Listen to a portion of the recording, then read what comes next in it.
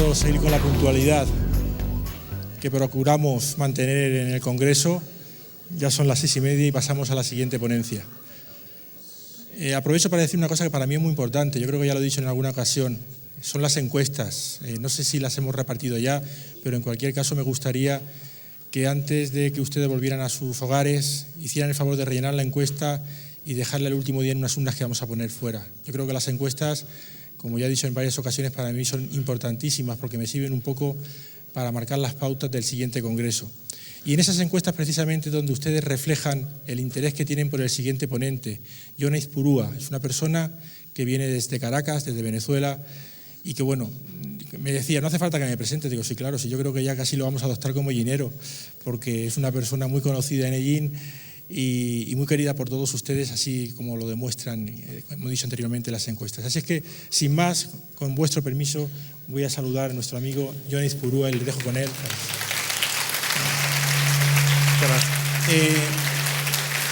Yo le estaba explicando a Jon hace un momento ahí el motivo del título de la conferencia, la reencarnación, la pieza que completa el puzzle. Bueno, pues esto es una frase de Fernando Jiménez del Oso en el primer congreso y en el segundo congreso, en el 2001 y en el 2003. Curiosamente, luego tendremos oportunidad de verlo, él pronunciaba esa frase. Por eso, en honor a Fernando también, la conferencia se llama La reencarnación, la pieza que completa el puzzle. Muchas gracias.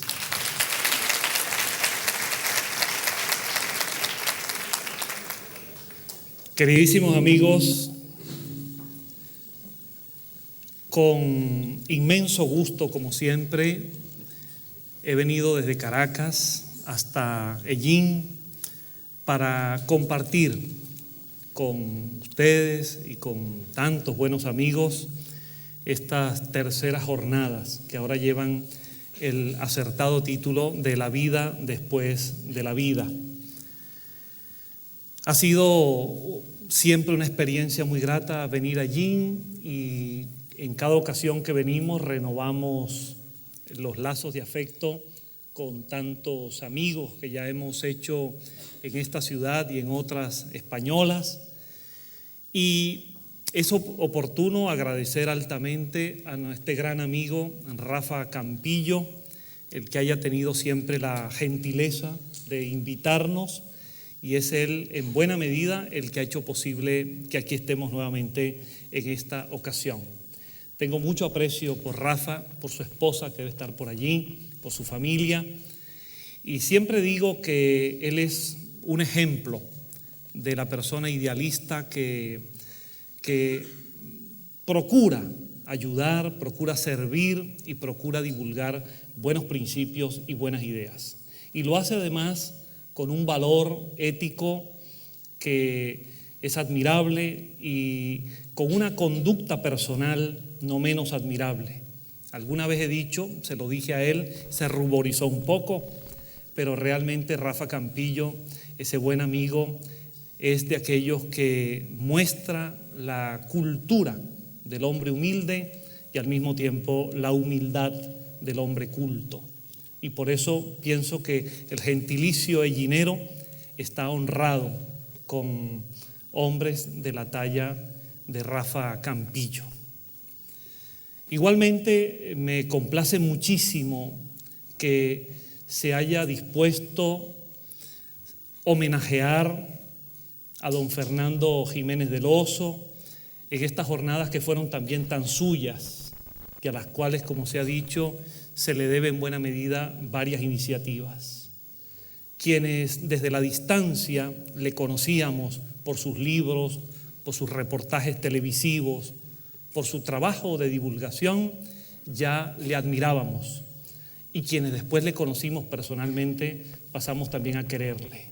Igualmente a su señora esposa, que está por allí, y a su familia, pues estamos realmente complacidos de que este evento se haga en homenaje a una persona de su calidad humana, profesional y espiritual. No quisiera tampoco dejar de señalar que es para mí un motivo de honra el poder compartir esta tribuna con expositores de gran calidad que cada uno desde su perspectiva, desde su óptica, desde su enfoque, están en la dirección en la que todos estamos, buscando, preguntando, interrogándonos, tratando de encontrar respuestas racionales y respuestas válidas para tantos enigmas y tantos interrogantes.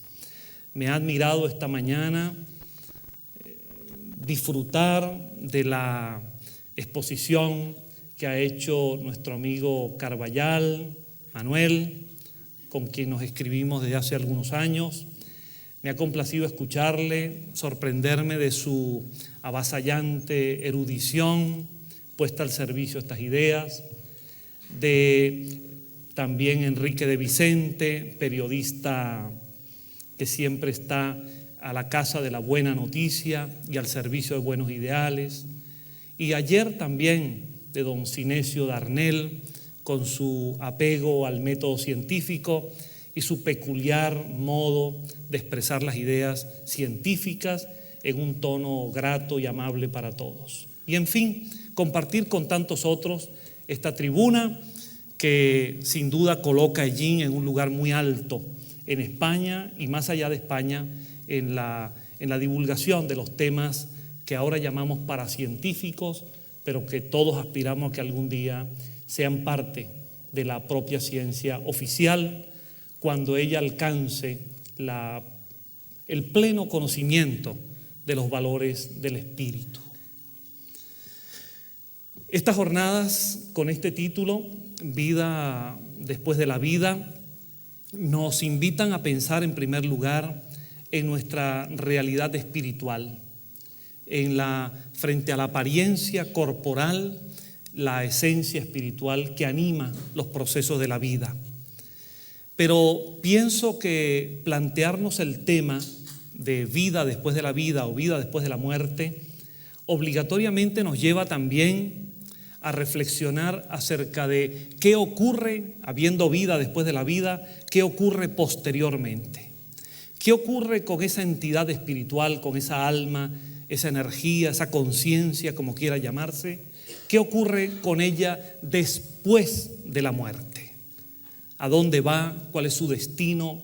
¿Y cuáles son sus posibilidades de retornar a la vida corporal nuevamente? Y frente a esta interrogante, básicamente se han planteado en el mundo dos respuestas esenciales. Las que han sido tomadas y son divulgadas y son enseñadas por las llamadas grandes religiones monoteístas de Occidente. Me refiero en el orden histórico de su aparición al judaísmo, al cristianismo y al islamismo, que consideran que el alma o el espíritu ha encarnado una vez por la voluntad de Dios y que después de la muerte continúa existiendo, más en algún lugar, en alguna dimensión que en cada religión tiene su connotación particular, pero que ese ser espiritual no posee la capacidad de volver a tomar nuevamente contacto con un organismo físico, es decir, no vuelve a nacer, no vuelve a vivir corporalmente, y lo que le está reservado, lo que le está destinado es una vida espiritual, quizás en alguna medida proporcional a las realizaciones positivas o negativas que desarrolló en su única posibilidad de vida. Es la tesis de la unicidad espiritual. La vida una sola vez, en tanto el espíritu o el alma encarnado en un cuerpo. Mientras que las principales religiones de Oriente, tales como el brahmanismo o el budismo, nos presentan la tesis de la pluralidad de existencias del alma. Es decir, la posibilidad y la realidad de que el ser espiritual, una vez que ha transcurrido la muerte física y una vez que se ha acondicionado en esa otra dimensión, tiene la posibilidad de volver a ocupar un cuerpo físico de nuevo, no una, sino muchas veces.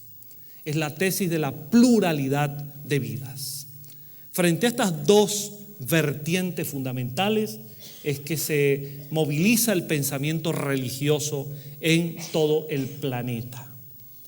Y hoy vamos a intentar abordar este concepto desde la perspectiva de la pluralidad de vidas del Espíritu, convencidos como estamos, no por vía exactamente de la fe, sino de la racionalidad en primer lugar y de la propia confirmación experimental en segundo término, de que esta tesis del volver a nacer, esta tesis de las vidas múltiples, del proceso dinámico del espíritu en que nace, muere, renace, vuelve a nacer, continúa viviendo siempre, alternándose entre un plano espiritual y un plano corporal. Esta tesis de la reencarnación es la respuesta más apropiada que ha podido el hombre concebir para conocerse a sí mismo, para entender su origen, su naturaleza y su destino. Lo primero que llama la atención, que sorprende en cuanto tratamos de entender la creencia o la convicción en la reencarnación, lo primero que llama la atención es su universalidad, la extensión en el espacio y en el tiempo de la creencia reencarnacionista. Muchos antropólogos están persuadidos de que frente a las diversas doctrinas escatológicas, es decir, con respecto al destino del alma después de la muerte, posiblemente sea la reencarnación la que ha cautivado con mayor intensidad y con mayor extensión a los seres humanos y a los pueblos en todos los tiempos y entre todas las culturas y civilizaciones. Y es que efectivamente, si repasamos, como lo han hecho muchísimos estudiosos, si repasamos la vastedad, la extensión enorme de la creencia reencarnacionista, nos vamos a encontrar con ella en todas las épocas y en las más diversas culturas y civilizaciones de Occidente y de Oriente. Si apenas nos asomamos a los primeros textos más antiguos en el orden religioso y ético de la humanidad, hablo de los textos védicos, allí, varios miles de años antes de nuestra era cristiana, ya nos encontramos con la creencia en la reencarnación. Y si vamos pasando de Oriente a Occidente en las diversas culturas y civilizaciones, allí se hace presente, a veces en forma directa, a veces con alegorías, otras veces en formas indirectas, pero siempre aludiendo a esta idea posible de que después de la muerte y después de un interregno, después de un intervalo, el alma o el espíritu vuelve a la vida corporal. Por eso no es sorprendente que los que han registrado la evolución histórica del pensamiento humano hayan dejado constancia de ello. En libros tan importantes para la historiografía como los libros de Heródoto, allí nos topamos con que los pensadores o muchos de los pensadores fundamentales que construyeron la civilización grecorromana, allí nos encontramos con que la mayoría de ellos, abocados a la reflexión, producto del asombro ante la vida y los enigmas de la naturaleza y del universo y de la creación, llegaron a la conclusión de la idea reencarnacionista. Pitágoras, uno de ellos, muy importante en muchos aspectos. Pitágoras no solamente la enseñaba y la divulgaba en su escuela filosófica de Crotona, en el sur de Italia, sino que él mismo, haciendo una suerte de experiencia introspectiva, de autoanálisis, llegó espontáneamente a recordar varias de sus vidas anteriores, como Heródoto nos deja constancia en sus libros de la historia. Y así por consiguiente, Sócrates, Platón, los grandes pensadores griegos nos hablaron de la reencarnación. Y siguiendo con el tiempo, nos encontramos con un testimonio sumamente interesante. Julio César, el gran conquistador romano, cuando escribió sus memorias, sus experiencias en las Galias, en sus comentarios sobre las guerras de las Galias, se asombraba muchísimo del valor de la oposición guerrera de los pueblos célticos, porque entre ellos, decía Julio César, estaba la convicción de que no se moría realmente y que morir incluso en defensa de su territorio o de su patria era renacer en una experiencia superior. Y a esa convicción le atribuía a Julio César el inmenso coraje, el extraordinario valor que aquellos hombres druidas y célticos le ponían a la defensa de su nacionalidad. Incluso Julio César llega a decir que estaba tan extendida la creencia en las vidas sucesivas entre los druidas y entre los celtas en general, que llegaban a admitir que una deuda determinada se pudiese terminar de pagar en una vida posterior. Digo yo, quizás una creencia exagerada, sobre todo que nadie debería tratar de admitir o de imitar en los tiempos actuales, sobre todo si hay tanta gente mala paga en esta vida. Imaginémonos qué significaría si le dejamos para que nos paguen en la próxima. Y así nos vamos encontrando en la evolución histórica. Los grandes maestros de la espiritualidad, los que dieron origen incluso a las grandes tradiciones morales que luego se convirtieron en grandes religiones. Jesús, maestro de la verdad y del amor, creo que no pudo haber sido más categórico al expresarlo en la forma que le era propia, en sentencias breves y contundentes, al decir que es necesario nacer de nuevo. Aun cuando este pensamiento haya sido interpretado de otra manera por las religiones que en su nombre se levantaron, sin embargo, no deja de llamar la atención que en varios pasajes, como muestran los evangelios, los mismos los sinópticos admitidos por la iglesia, por las iglesias cristianas, allí quedan residuos de enseñanzas directas de Jesús que evidentemente aluden a la creencia en las vidas sucesivas, en la que personalmente tengo la opinión de que Jesús, como gran maestro de la espiritualidad, estaba persuadido y lo enseñaba a sus discípulos. Y en forma menos implícita, más abierta y más explícita, Buda, Siddhartha Gautama lo enseñaba para los pueblos orientales de una manera tan clara y tan abierta que incluso llegaba a decir Siddhartha que con respecto a sus discípulos solo había una diferencia. Todos habían renacido muchas veces, pero él, a diferencia de sus discípulos, lo sabía y recordaba, podía recordar sus vidas anteriores. Y así vamos tropezando con todo el proceso histórico, pero no solamente de la antigüedad o de los procesos medievales, sino que ya en el mismo Renacimiento esta idea se mantiene con todo su vigor.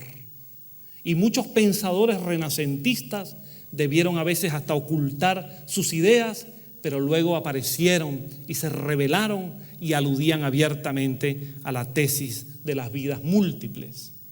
Y con el paso del tiempo a la edad moderna y contemporánea, esta idea, que no es solamente la expresión de una época antigua, sino que acompaña a la humanidad en toda su evolución, aparece de manera sorprendente en todas las expresiones del pensamiento humano, en la ciencia, en la filosofía, en el arte, en la literatura, en todos los campos.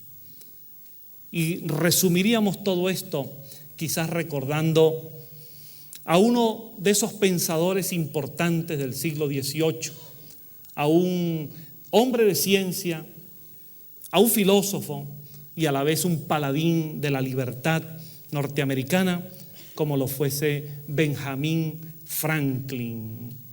Era tal la convicción reencarnacionista de Franklin que él mismo escribió para que fuese colocado a modo de epitafio en su tumba algo como lo siguiente.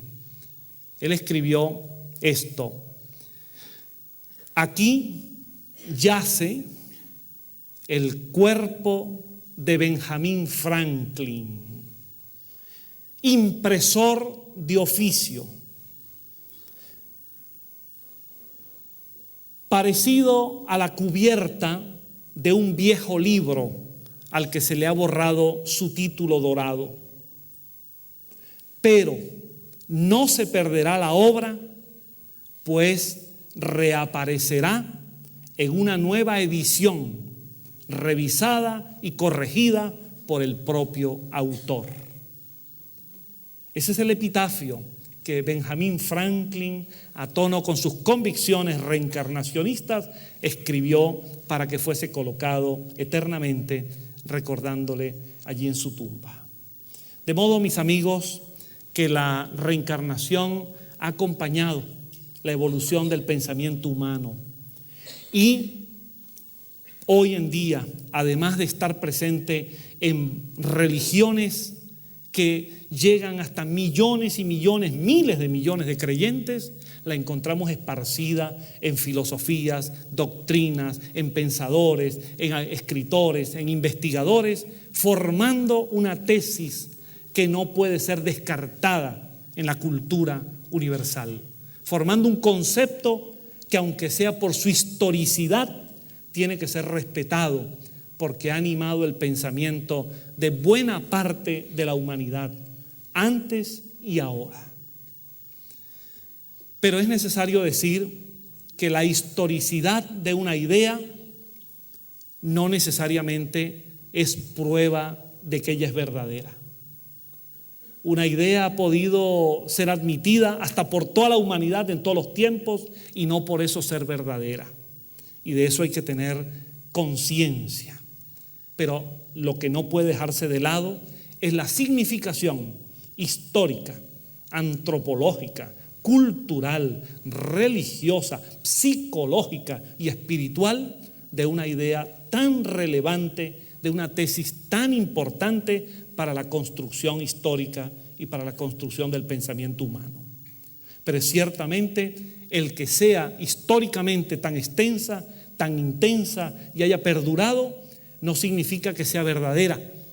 Pero es que la reencarnación, además de ello, se muestra tan viable, se muestra tan coherente con la evolución del pensamiento humano, con la evolución cultural, con los desarrollos de la ciencia, con las especulaciones de la filosofía, con las doctrinas morales, que perfectamente podemos decir, como el título de esta exposición, que es la pieza que completa el puzzle, que completa el rompecabezas, es la pieza que resuelve buena parte del enigma humano acerca de quiénes somos, de dónde venimos y a dónde vamos. Intentaremos argumentar en favor de que sin la reencarnación el mundo, la realidad se nos torna ilógica, carente de coherencia, carente de rumbo y de un sendero acertado. Porque, aunque este sea un argumento apenas en el terreno de la fe, no deja de tener una enorme importancia, sobre todo tomando en cuenta que la fe es una fuerza inmensa que a buena parte de la humanidad le llega hasta su más hondo interior. Si viviésemos, si el alma, admitiendo la idea de la unicidad, admitiendo la supervivencia espiritual, pero que el alma solo vive una vez, conforme a la tradición cristiana, conforme a las religiones monoteístas de Occidente. Si el alma solo vive una vez, hay demasiados desequilibrios, demasiadas injusticias, demasiados absurdos en la vida como para al mismo tiempo que admitir esos absurdos, hablar de un Dios equilibrio, de un Dios justo, de un Dios armónico, de un Dios infinitamente bueno, sabio y justo. Hay un desequilibrio entre ambas tesis, porque bastaría apenas pensar que cada uno de nosotros que ha tenido ya la ocasión de vivir y de disfrutar la vida, de errar o de rectificar y de vivir y experimentar 10 años, 20 años, 40 años, 60 años, 80 años o algo más, bastaría preguntarse ¿cuál es la justicia de Dios ante esa situación evidente para la mayoría de la humanidad? Y sin embargo al mismo tiempo constatar que todos los días, producto de los desequilibrios sociales, de las injusticias del mundo y de otras causas, nos encontramos con criaturas, con almas que nacen, que encarnan, que vienen a la vida y solo duran minutos, horas, días, semanas, meses o pocos años. Si el espíritu, si el alma, que ahora tomamos estos conceptos por igual, si el alma solo vive una vez, ¿dónde está la justicia divina para permitir a unos que esa alma pueda tener una experiencia vital de varias décadas y a otras almas que solo tienen esa única y exclusiva oportunidad vivir apenas horas o pocos días?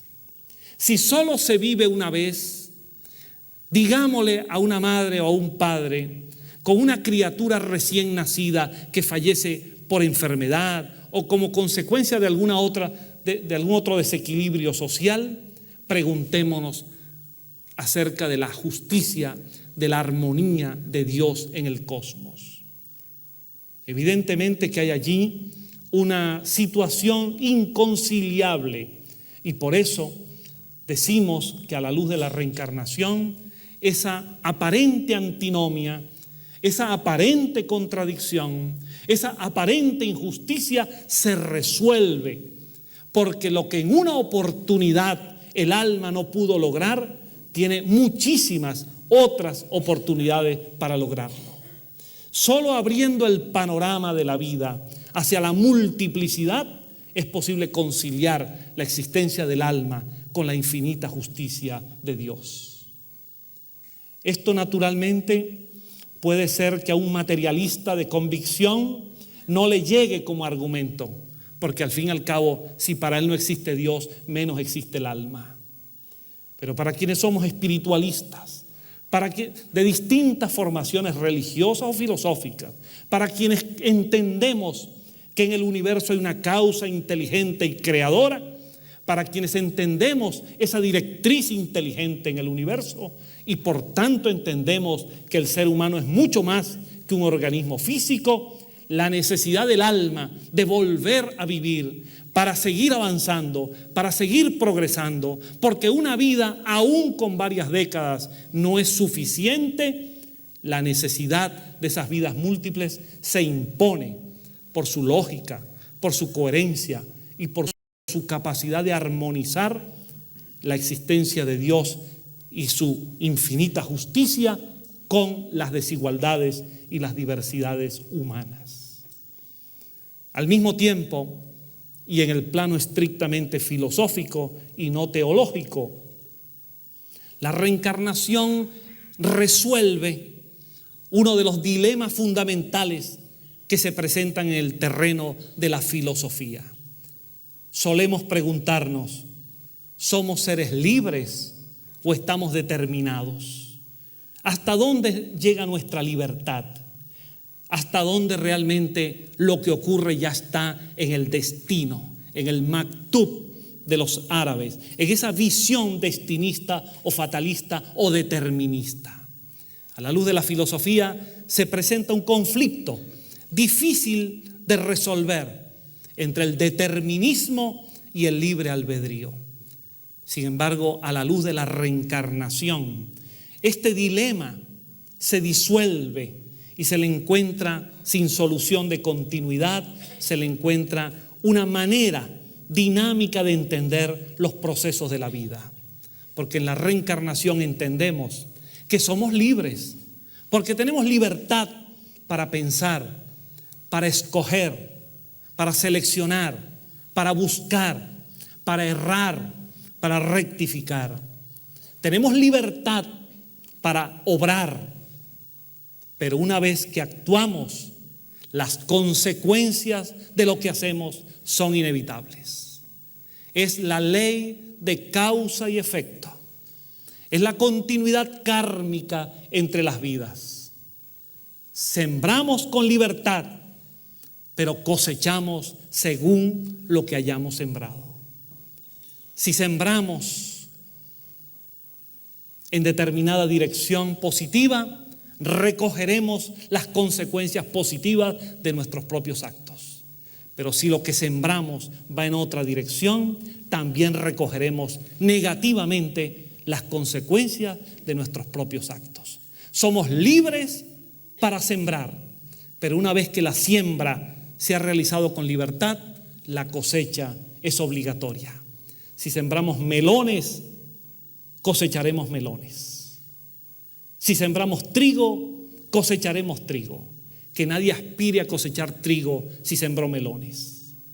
Está en nuestras manos utilizar la libertad con responsabilidad para que la libertad se sume a ese proceso de conciencia, de evolución, de progreso particular y progreso general de la humanidad.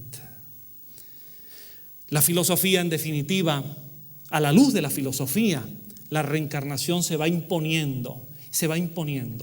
En una ocasión, en la universidad en Caracas, enfrentamos un debate fraterno, respetuoso, entre una postura materialista y la nuestra como representante de una postura espiritualista, y en nuestro caso en particular espírita.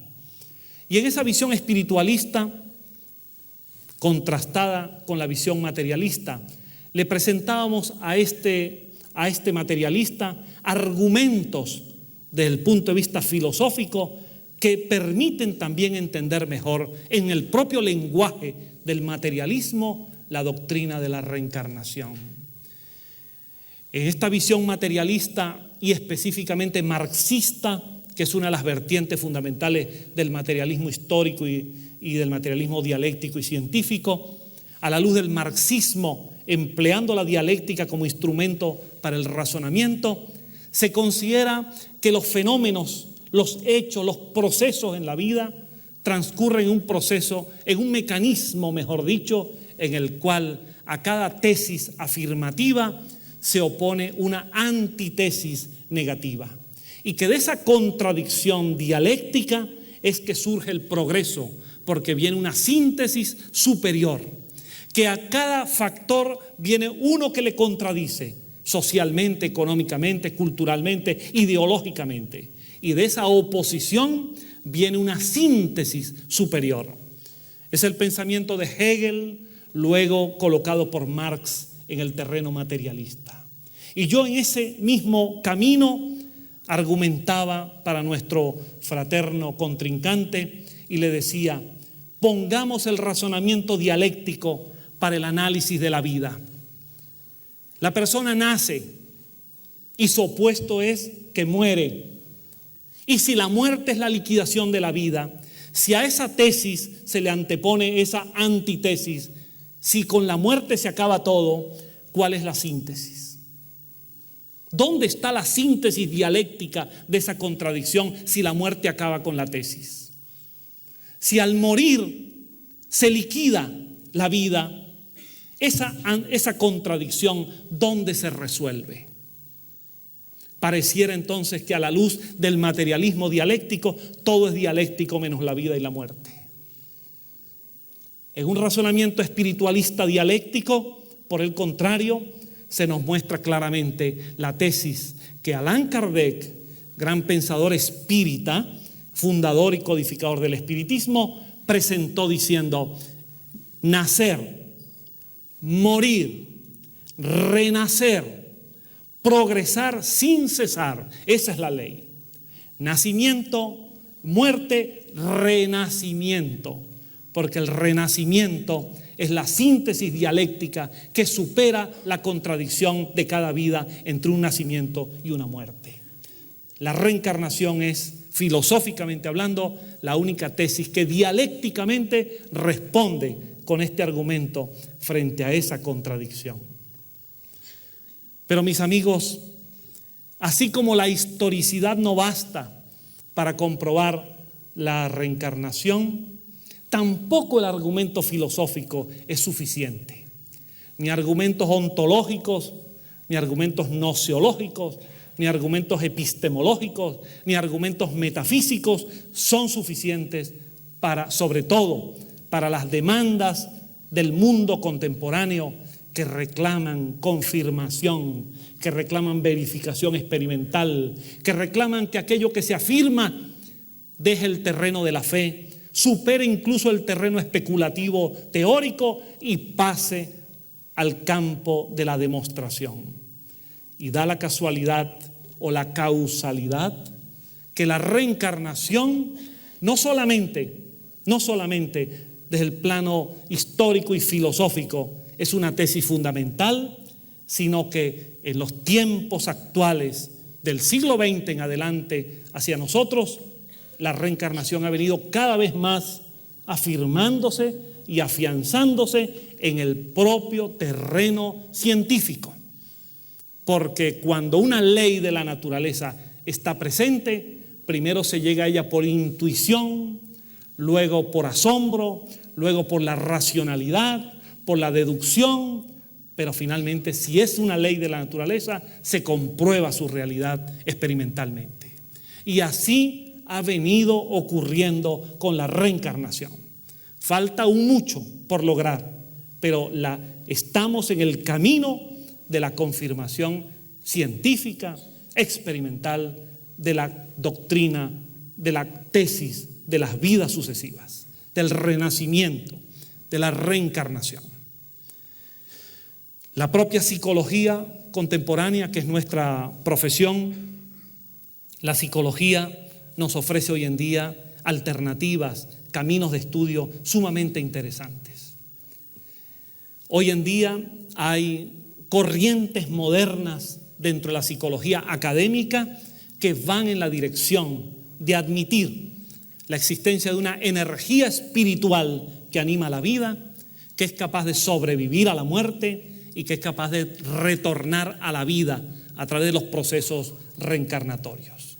Me estoy refiriendo específicamente a las psicologías de orientación humanista y transpersonal, que nos invitan a incorporar, más allá del estudio de la conducta observable, que ha sido la definición durante el siglo XX de la psicología, ciencia que estudia el comportamiento, para una revisión de ese concepto que lleve a entender el ser humano no solo como conducta observable, sino como conciencia que desencadena la conducta, como vivencia y como experiencia íntima, como ser trascendente.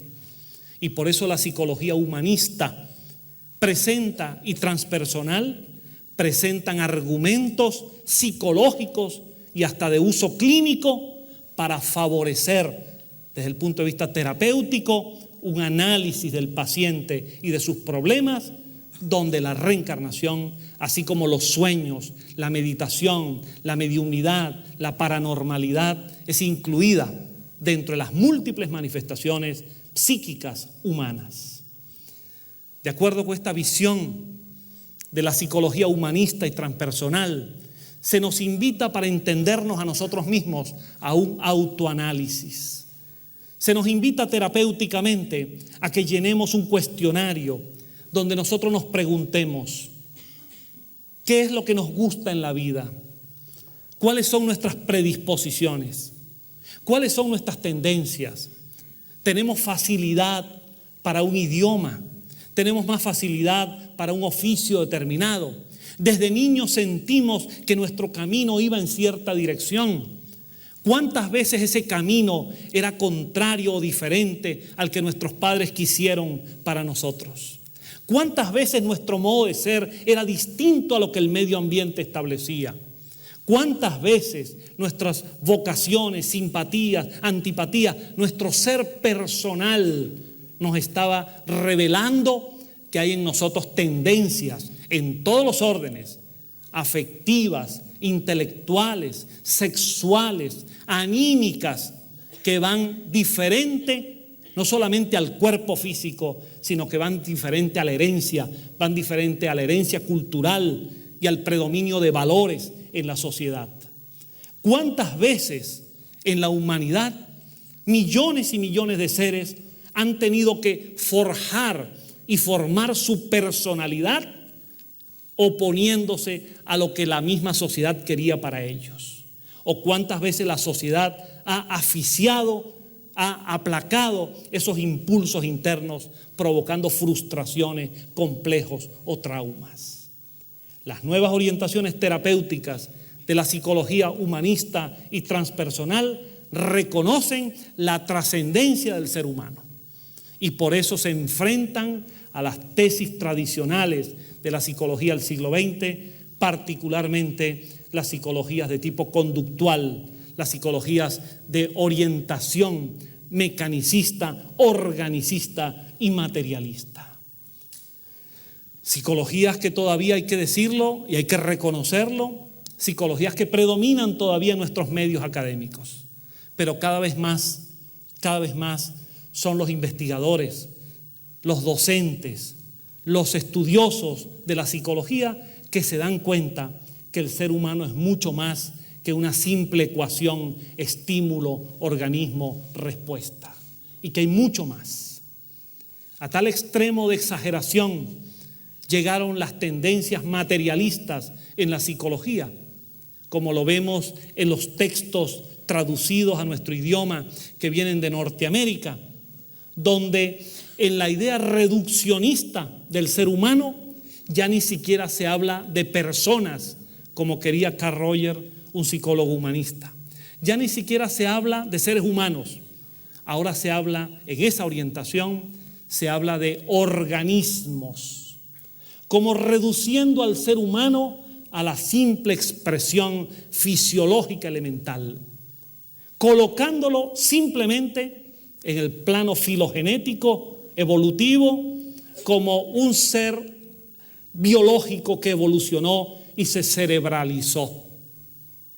Pero la psicología humanista y transpersonal nos dice, no somos organismos, somos seres humanos, seres espirituales que nos valemos de un organismo para expresar lo que realmente somos. Y yo le digo a mis alumnos muchas veces en la universidad que no dejen seguir sus inclinaciones por esas tendencias frías de una visión materialista, porque al fin y al cabo la psicología sigue siendo por definición la ciencia del alma, aunque sea definida ahora como ciencia de la conducta. Y les digo tajantemente, ustedes como profesionales, como clínicos, se van a encontrar con seres humanos cuando sean sus pacientes, seres que sufren, seres con problemas, seres con dificultades, seres que necesitan comprensión y apoyo, consuelo, de manera que no son organismos, son seres humanos. Ustedes van a ser psicólogos, no van a ser veterinarios. Ustedes van a ser seres humanos con una profesión ayudando a otros seres humanos. Y los niveles de mayor sensibilidad en la psicología académica moderna van en esta dirección de reconocer en el ser humano un ego trascendente, espiritual, superviviente y renaciente. Al mismo tiempo, hay que decir que la parapsicología y las disciplinas que le son afines han venido asumiendo posiciones científicas que van en la dirección de ir constatando la reencarnación. Por una parte están los trabajos clásicos de estudiosos como Stevenson, como Banerjee, como Guimarães Andrade, como Carl Osis y muchos otros más, que van en la dirección de comprobar la reencarnación por el método de estudiar los recuerdos de aquellos niños o personas adultas que son capaces de recordar fragmentariamente o globalmente sus vidas anteriores.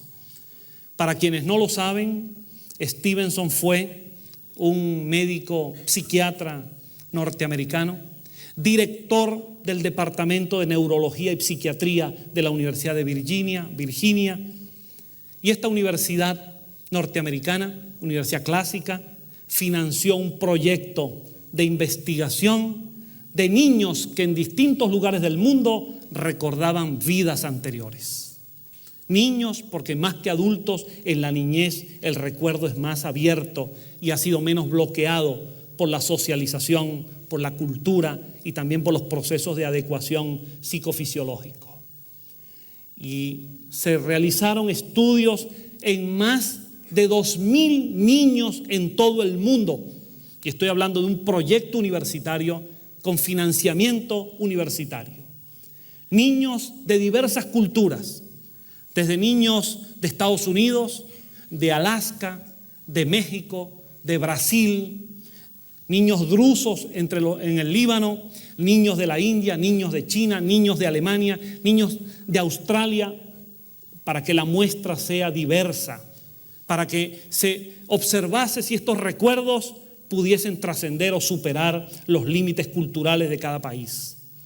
Y después de evaluarlos, después de analizarlos, el Departamento de Psiquiatría de la Universidad de Virginia, después de publicar varios volúmenes, después de estudiar varias hipótesis, descartar los casos que eran simplemente de autosugestión, los casos de fraude, los casos explicados por una paranormalidad, memorias globales, memorias colectivas. Después de descartar todos esos casos, finalmente la universidad publicó, bajo el nombre prudente de casos que sugieren la reencarnación, el de varias docenas de ellos que habían logrado superar cualquier objeción, porque aquellos niños que recordaban sus vidas anteriores o alguna de ellas, se podía demostrar que esa vida existió en otro lugar, que podían reconocer a los familiares que aún vivían, que podían reconocer la casa donde vivían, que podían reconocer aquello plenamente, descartando cualquier otra hipótesis de fraude, sugestión o cualquier otra posibilidad paranormal. De modo que por la investigación de recuerdos anteriores hay un camino sumamente práctico y útil para la investigación de la reencarnación. Guimarães Andrade en Brasil, igual que otros, pudo demostrar y ha publicado varios libros para establecer sus conclusiones, en las cuales personas adultas que recuerdan fragmentariamente o totalmente vidas anteriores, se puede correlacionar situaciones de su vida actual con el pasado. Incluso un caso que dio la vuelta al mundo, que personalmente tuve la ocasión de conocer en São Paulo, en Brasil, es el de una mujer que ha nacido con una marca de nacimiento, con una marca original, con una perforación extraña entre pecho y espalda. Y ese caso, estudiado en los análisis reencarnatorios de sus recuerdos y luego contrastado históricamente, se pudo demostrar que esa señora fue en una vida pasada en el mismo Brasil un soldado y que había fallecido víctima de un disparo que le había atravesado del tórax a la espalda, y quedaba en su organicidad actual como un resabio, como una memoria periespiritual, como un recuerdo energético de aquel trauma, lo había plasmado en su organismo actual. Y así como esos, centenares y centenares de casos y de investigaciones que van en la vía de confirmar experimentalmente la reencarnación. Y valdría la pena también agregar, muy importante mencionar hoy en día, el recurso de la tesis de la reencarnación como elemento de apoyo terapéutico. Como dice Detlefsen, este gran investigador alemán, la reencarnación sirve como camino terapéutico y se puede perfectamente, partiendo de un enfoque reencarnacionista, para un psiquiatra, para un médico, para un psicólogo, para un terapeuta en general, partiendo de la reencarnación, hay una mayor posibilidad de ayudar a estas personas porque el diagnóstico es mucho más correcto. Fobias, miedos irracionales, manías, impulsos incontrolados, complejos, asociaciones afectivas y de ideas desordenadas con conductas desordenadas, todo un conjunto de manifestaciones psicopatológicas perfectamente se pueden encuadrar dentro de una visión de la reencarnación. Y eso fue lo que hizo, entre muchos otros, una psiquiatra de Nueva York, de origen italiano, Gina Cerminara, quien llegó a la reencarnación no por el camino de la fe, ni el camino doctrinario de una filosofía, ni el camino de una religión, ni el camino místico. Llegó a la reencarnación por el camino clínico, como ella lo afirma en sus libros. La clínica, el trabajo con pacientes, el trabajo con enfermos, tanto enfermos en su organismo físico como mental, le llevó a la comprensión de la reencarnación. Y es por ello que en sus libros, como por ejemplo uno que yo he recomendado siempre, titulado Nuevos descubrimientos sobre la reencarnación, Gina Cerminara coloca allí los casos que ella ha trabajado psiquiátricamente, donde los da de alta partiendo de una terapia fundada en el diagnóstico reencarnatorio. Y ese libro es tan importante a mi juicio, porque además abre para los investigadores, para los psicólogos y para los estudiosos en general, abre un camino extraordinariamente interesante para entender la reencarnación como terapia. Ella hace un análisis de las diferentes caracterologías, es decir, de los conceptos según los cuales se puede derivar del organismo físico ciertos conceptos, ciertas ideas con respecto a la personalidad. Las tipologías clásicas, como la de Kretschmer, como la de Sheldon, como la de Jung, son examinadas desde la perspectiva de la reencarnación. Y Gina Cerminara demuestra con casos concretos que cada uno de nosotros en su cuerpo físico refleja lo que espiritualmente está en su interior. Que nosotros somos exteriormente el reflejo de nuestras estructuras espirituales en su emocionalidad, en su dirección psicológica. Y que si queremos aprender de nuestras vidas pasadas, tenemos que comenzar por mirarnos a nosotros mismos frente al espejo. Por eso vale la pena recordar que ella, un tanto anecdóticamente, cita un caso sumamente interesante como expresión de esta relación entre el cuerpo y el espíritu a la luz de la reencarnación. Ella se vale de un cuento que se cita por allí, absolutamente verídico, de un funcionario norteamericano un funcionario diplomático que estuvo acreditado en China y que allí vivió algún tiempo en estas funciones consulares. Cuando concluyó su función diplomática, quiso llevarse algunos recuerdos de China. El cónsul tomó aquellos elementos que le parecieron convenientes y la esposa del cónsul, visitando un mercado, compró varios objetos a modo de souvenirs para llevárselos a los Estados Unidos. Dentro de esos objetos, nos cuenta Cerminara, compró un medallón con una inscripción en idioma chino que ella no logró, por supuesto, entender, pero le pareció bonito y se lo llevó. Tiempo después, ya viviendo en los Estados Unidos, fueron invitados a una recepción diplomática en Washington. y a una recepción en que en la nueva apertura de relaciones entre los Estados Unidos de América y la República Popular China se había establecido, y el nuevo embajador chino acreditado en los Estados Unidos daba una fiesta e invitaron a todos estos representantes diplomáticos que habían estado antes en China. En esa fiesta fue la oportunidad que se le ocurrió a la señora para lucir su medallón, y se lo llevó puesto como un objeto de adorno, como una cortesía para los nuevos funcionarios chinos.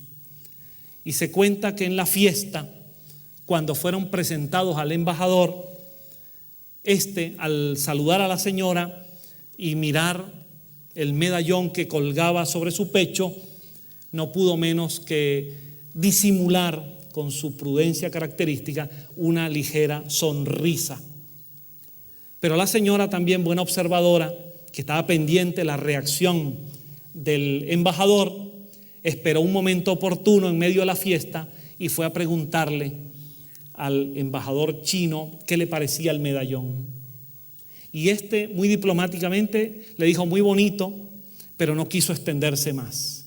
Y la señora insistía en que le dijera qué estaba escrito allí en el medallón.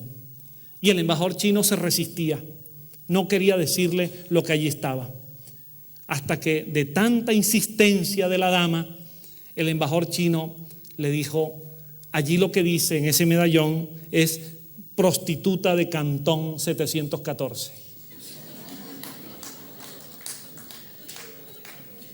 Porque en ciertas épocas y bajo ciertas dinastías, en ciudades grandes como Cantón, a las mujeres que realizaban este oficio las censaban y las numeraban, y debían obligatoriamente cargar este medallón por las calles.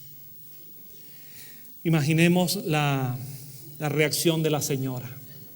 Esto viene a colación porque Gina Cherminara dice: el medallón es nuestro cuerpo físico. Tiene un código, tiene una inscripción, pero no sabemos leerla. No quiere decir que todos nos dediquemos a la prostitución. Lo que quiere decir es que el medallón, nuestro cuerpo físico, emite señales. Nuestro cuerpo habla, nuestro cuerpo envía mensajes. Nuestro cuerpo nos está diciendo cómo somos interiormente, lo que estamos haciendo en nuestra vida. Nos está diciendo mucho de nuestro interior, pero no sabemos leerlo. Y de allí la doctora Cherminara llega a la conclusión del camino del autoanálisis reencarnatorio para, partiendo del organismo, llegar a descifrar la realidad espiritual. Este método, que no fue inventado por ella, no fue creado por ella, ya un psiquiatra alemán que se trasladó a los Estados Unidos en la década de los años 30 y 40, el doctor Wilhelm Reich, fundador de la caracterología y de la bioenergética, partiendo también de la idea reencarnatoria, llegó a la conclusión de que del espíritu podemos llegar al cuerpo y del cuerpo podemos llegar al espíritu en materia terapéutica. En definitiva, hay muchos caminos abiertos para la investigación de la reencarnación. Las terapias de regresión consciente a vidas pasadas, por la vía de la meditación, del renacimiento, de la respiración holotrópica, de la creación, de la provocación de estados alterados de conciencia, revela, más allá de las fantasías del inconsciente, más allá de los procedimientos mal realizados, revela que efectivamente se puede llegar a acceder a la memoria del inconsciente, que es la memoria del espíritu. Saltar de la memoria cerebral, memoria consciente, memoria que se mueve en el plano tridimensional, a la memoria extracerebral, que es la memoria del espíritu, que salta las barreras del tiempo y del espacio. Y por las vías conscientes o por la práctica de la hipnosis clínica terapéutica se puede lograr regresar a etapas de vidas anteriores y se puede lograr correlacionar fobias, manías, complejos, traumas, problemas de la vida actual, problemas de interacción, simpatías y antipatías, dificultades para la relación social, problemas de pareja, problemas sexuales, se pueden relacionar con conflictos originados en vidas anteriores y que no han sido resueltos. En definitiva, mis amigos, la reencarnación encuentra un campo fértil en el mundo de la ciencia contemporánea. Eso se suma a una visión filosófica, a una intuición que se ha mostrado en la universalidad de la creencia para invitarnos a que pensemos en ella como tesis válida. Y es allí donde quisiéramos, sin sectarismos, señalar por justicia histórica que el nombre de Allan Kardec se coloca en un lugar muy alto en la colocación de la reencarnación para la cultura occidental. Kardec, fundador de la doctrina espírita, del espiritismo filosófico y científico y moral, que no es una religión, que no es una secta, y mucho menos un culto afrocatólico mediúmnico, sino toda una filosofía de vida donde quienes la compartimos vivimos para ella y no de ella. Esa visión espírita de Kardec tiene el inmenso mérito de haber logrado colocar los viejos conceptos de la reencarnación de origen oriental en la cultura europea y en la cultura occidental. Y Kardec nos abre un camino para desarrollarlo en función de entender la reencarnación en el plano de sus consecuencias y en el plano también de la racionalidad, para evitar que, así como ha ocurrido con grandes ideas morales que han sido adulteradas por religiones que han mercadeado con ellas, también nos invita a que la reencarnación, idea de espiritualidad, de ética y de humanismo, no sea mercadeada y no sea adulterada, porque ello también es posible. No basta aceptar la reencarnación, es necesario encuadrarla en moldes lógicos, coherentes, sensatos, que hagan de ella un camino inteligente para el progreso y no una monstruosidad. La idea de la reencarnación en términos actuales es distinta de las doctrinas religiosas que mantienen sistemas de castas, como supuestamente algunos espíritus reencarnarían destinados para ser superiores y otros inferiores. Todo lo contrario.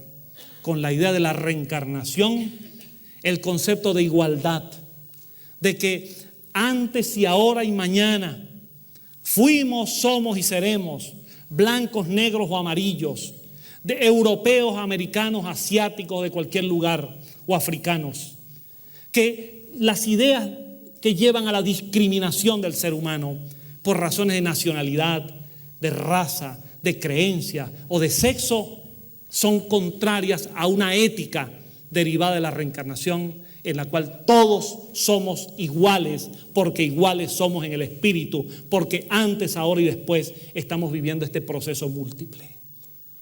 A dejar de lado ideas mitológicas que a veces saltan en nombre de la reencarnación, de la cual no tiene responsabilidad esta filosofía, en las cuales las personas dan rienda suelta a su fantasía y sucumben a la tentación de imaginarse que son las reencarnaciones de grandes figuras de la historia.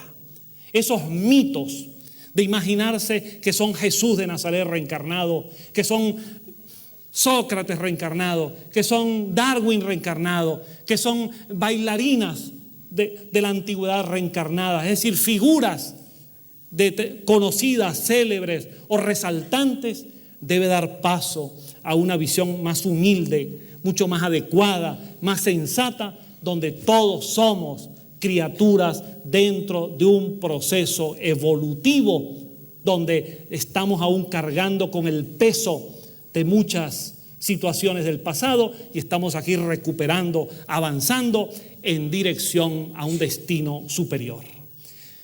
Y pensando que ya debemos concluir, permítanme decirles que a la luz de la reencarnación, nuestra visión es optimista y no pesimista, respetando los enfoques que analizan los movimientos telúricos que sacuden al planeta, respetando los criterios de quienes piensan que algo drástico y dramático está pasando. Yo quisiera convocar e insistir en que este proyecto que se llama vida, producto de la creación de Dios dentro de las leyes de la evolución, es un proyecto capaz de superar las contingencias, superar las dificultades, porque somos seres volcados para un destino superior. Queremos mirar hacia adelante. La reencarnación no es para mirar hacia atrás. Miremos hacia atrás para entender el pasado, pero miremos hacia adelante para entender nuestra realidad actual y sobre todo miremos hacia el porvenir, porque el porvenir está en nuestras manos. Somos los arquitectos de nuestro destino. No son los astros, ni los espíritus, ni Dios el que va a hacer por nosotros lo que nosotros tengamos que hacer.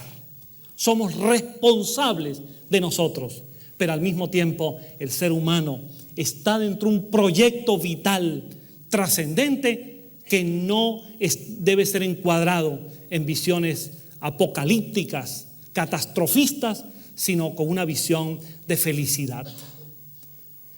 Permítame decirles que, y no sé si ya estamos con el tiempo, será Rafael que nos lo dirá. ¿Sí? ¿Dónde está Rafael? Ya estamos.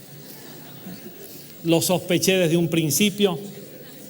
Permítame decirles que la visión optimista a la cual yo convoco como mensaje no deja de lado la realidad y los problemas.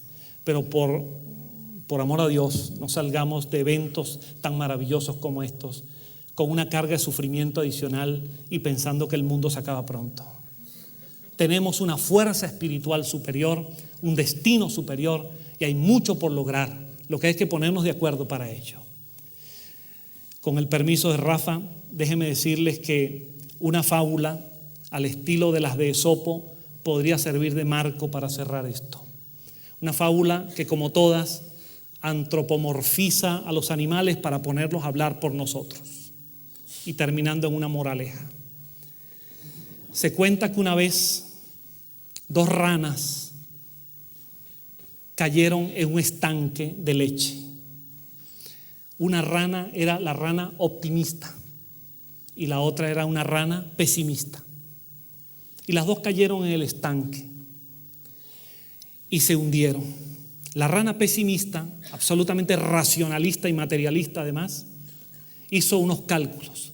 La densidad de la leche, el peso específico, el movimiento de las ancas. Hizo unos cálculos logarítmicos, aritméticos y algorítmicos. Y llegó a la conclusión de que ya no tenía posibilidad. Y como ya no iba a sobrevivir, se dejó morir y murió. La rana pesimista muere allí. Pero la optimista dijo, todo eso es verdad. Todos esos cálculos están allí.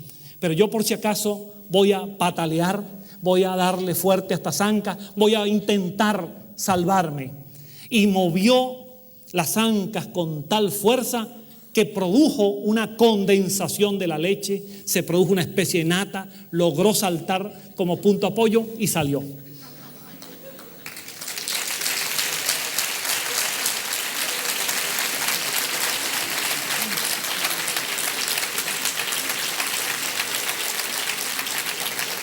Me alegra mucho que aplaudan porque estoy observando que son ranas optimistas. Mis amigos,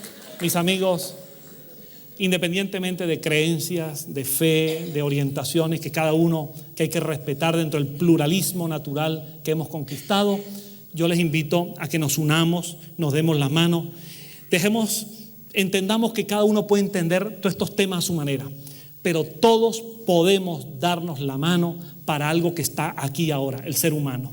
Vamos a ayudar al ser humano y al planeta con optimismo para que cada uno de nosotros, en conjunto con la sociedad, crezcamos personal y espiritualmente para que ayudemos a la superación de la humanidad para una etapa en la que quizás como resultado evolutivo ya no veremos tantas tragedias morales, tantas tragedias sociales, tantas tragedias telúricas, y podremos lograr eso que está dentro de nuestro proyecto de vida, que es el mundo superior que todos anhelamos, que todos pensamos, que todos deseamos, por el que todos soñamos y por el que todos tenemos que luchar. Muchas gracias y un abrazo para todos. Muchas gracias.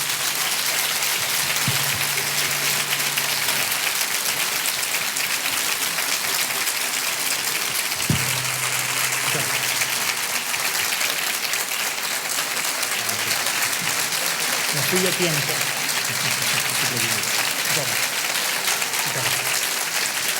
Muy amable.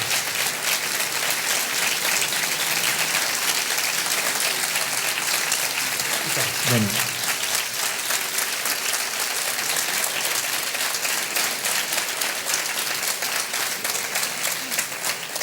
A John, como ella de la casa, es el único que le dejo que se pase de tiempo. Ya dice, me fui de tiempo. Gracias. Pero le dejo. Por eso te elogié al principio también. Claro, aquí el que hace la pelota es el que... Bueno, vamos a ver. Vamos a dar lugar a unas cuantas preguntas nada más para no extendernos demasiado, porque luego nos espera Fidel. Así es que si alguien tiene que hacer alguna pregunta a John, levanta la mano, por favor. Lo más rápido posible, que sean preguntas escuetas, que no contemos experiencias, si no tenemos tiempo. ¿Hay preguntas? Ahí tenemos. Buenas tardes, estimado profesor. Buenas tardes. Quisiera preguntarle en relación Hola, con buenas las... tardes. ¿Sí? ¿Se me oye? Sí, el señor que estaba hablando. ¿Dónde Sí, está? sí. Decía que buenas tardes, estimado profesor. Ha sido un placer escucharle. Y quería preguntarle un poco cuál es su opinión sobre las experiencias realizadas por el doctor Brian Weiss en relación con las regresiones y últimamente con los experimentos de progresión hacia vidas futuras que él viene realizando con tanto rigor y efectivamente con tanta profesionalidad, ¿no? Desde su formación absolutamente racional y científica. Sí, muy brevemente, sí. Atendiendo la sugerencia de Rafa, nuestro buen amigo. Conozco personalmente a Brian Weiss, así como también a otros terapeutas que trabajan en esa línea de terapias de regresión. Personalmente, incluso en años que trabajé en clínica privada en Caracas, también la ejercí, y en ocasiones he ofrecido algunos seminarios, absolutamente en mi caso al menos ad honorem, porque como espírita no realizo actividades lucrativas, porque vivo estrictamente mi trabajo conforme me enseñó la doctrina Allan Kardec. Incluso ahora mismo, el domingo estaré en Benalmádena, en Málaga, ofreciendo un seminario de terapias de regresión, un seminario teórico-práctico de terapias de regresión con trabajos prácticos en el área de la regresión consciente y de la regresión hipnótica, colectiva e individual también. De modo que le digo esto para que vea cuál es mi conformidad con el procedimiento, es decir, con el criterio de que la regresión a vidas pasadas es un camino terapéutico lícito y válido, solo que pienso que debe estar lo más posible que sea, debe estar encuadrado dentro de una visión de apoyo profesional. Tengo dudas con respecto a regresiones practicadas por personas no profesionales. Tengo dudas con respecto a regresiones por curiosidad para saber quién se fue en una vida pasada. Tengo dudas con respecto a regresiones realizadas con el tarot o con los cristales. Creo que esto es un sistema clínico de trabajo en el cual se tiene que partir de un registro anamnésico, es decir, de una historia clínica del paciente, y encuadrar la búsqueda reencarnatoria hacia los síntomas que ahora afectan a la persona y tratar de encontrar sus orígenes en esta vida, a lo largo de su proceso evolutivo o en vidas anteriores. Creo que es un método válido, pero en lo posible debe ser empleado por profesionales de la clínica psicológica o psiquiátrica. Muy bien, muchas gracias. Solo muy brevemente preguntarle sobre las experiencias de Raymond Moody en esa sala que él ha creado, el Terciopelo Rojo, en la cual pueden familiares tener una comunicación con antepasados fallecidos. Y por otro lado, ya para acabar, nada más, ¿qué le parece las prácticas de James Van Praagh y del señor John Edwards en relación con la comunicación a través de sus facultades mediúnicas con personas del más allá, y si estaríamos hablando, como ayer el señor Darnell nos expuso, de una interfase en la cual antes de la reencarnación hubiera un espacio en el cual pues quedaran ahí digamos el alma o el espíritu, sí, o un poco la energía antes de volver a encarnarse en otras vidas, sí, ya que estas personas parece que tienen un rigor, incluso reconocido por el Dr. Weiss y otras personalidades, y constatado a través de programas de televisión y bueno, pues de estudios universitarios y científicos. Sí, difícil que le pueda resumir, haré lo posible. Raymond Moody es un pionero en la investigación de muchos temas de la paranormalidad y la supervivencia. Recordamos todos que fue un pionero en el campo de la investigación de muerte clínica reversible y sus trabajos a partir de allí, demostrando las etapas por las cuales una persona en esa muerte aparente atraviesa saliendo de su cuerpo. Y luego Raymond Moody derivó hacia muchas otras posibilidades exploratorias psicológicas y paranormales, y dentro de ellas estas cámaras con espejos, con cristales y con otras características, donde afirma que puede tener comunicaciones con entidades espirituales familiares de él u otros seres fallecidos. Yo creo que la mediunidad está abierta a la investigación y a la exploración. La mediunidad es un camino inmenso que no le pertenece a ninguna doctrina, de paso. La mediunidad está abierta a la investigación porque es un hecho de la naturaleza y de la vida. Ahora, es conveniente que esas investigaciones sean lo más sólidas y serias posible. Y conozco los trabajos mediúmnicos de James Van Praagh y de John Edwards.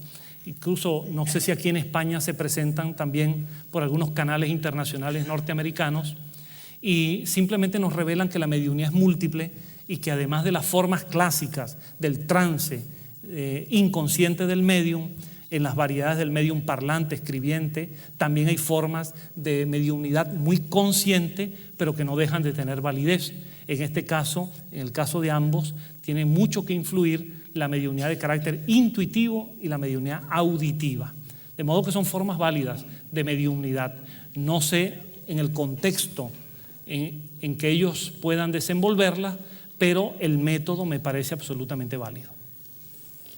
Muchas gracias, profesor. Una pregunta más, y por favor yo pediría que solamente se formulase una pregunta, también un poco por respeto a los demás que también quieren participar. Si no, si acaparamos el micrófono para preguntar más de una vez, pues se nos va el tiempo. ¿Alguna pregunta más? Sí. Buenas tardes. Yo quería preguntar si la donación de órganos repercute en diferentes vidas que tienen que venir. Gracias. Le agradezco mucho la pregunta y sobre todo siendo la última, porque nos permite también colocar un mensaje. Quisiera al menos opinar desde el punto de vista espírita que, al contrario a lo que algunos pudieran suponer, la donación de órganos no interfiere para nada en el proceso energético del espíritu ni en su proceso evolutivo. Por el contrario, es un acto de caridad, es un acto de amor al prójimo, es un acto de verdadero humanismo, y lo que hace es que eleva al espíritu, que es capaz de sobreponerse a la cultura heredada. Lo que nosotros recomendamos en materia de donación de órganos es que la persona esté bien consciente en su vida y previamente, y ahí ya hoy en día en cada país hay caminos para ello, previamente establezca que se trata de un acto voluntario y en pleno uso de sus facultades mentales. Es un acto de solidaridad, un acto de amor al prójimo, y todo aquello que se haga en beneficio del prójimo, sin duda que también va en favor del propio ser que lo hace. Porque, como bien nos enseñó Jesús, en la medida que damos, en esa medida recibimos. No hay ningún daño a la organicidad psíquica del espíritu. Ahora, lo que no se debe es contrariar la voluntad de la persona. Tanto en la cremación como camino para el destino del cuerpo, como en la donación de órganos, es absolutamente necesario, requisito indispensable, que la persona esté conscientemente dispuesta para ello y lo haga como un acto de voluntad. Al hacerlo así, cuando esté en el otro lado de la vida, en el mundo espiritual, se sentirá inmensamente feliz de haber contribuido a ayudar a la vida de otra persona. Así que Se trata simplemente de la gran respuesta para la vida. El amor es la verdadera evolución. El amor es el camino. Gracias a todos.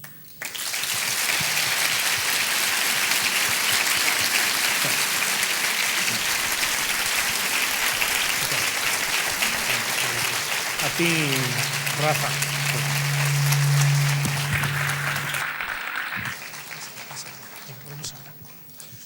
Bueno, pues vamos a descansar un poquitín. Yo quisiera decir una cosa solamente incluso dirigido a las personas que nos están viendo por televisión, porque no sé si ustedes saben que todo el Congreso se está emitiendo en directo para la televisión, para allí, mediante la televisión local. Bueno, pues mañana a las 12:30, cuando empiece el homenaje al doctor Fernando Jiménez del Oso, vamos a abrir las puertas del teatro para que todo el que quiera participar, que no esté asistiendo a este Congreso, pues pueda estar presente aquí en el teatro. Gracias, hasta dentro de un rato.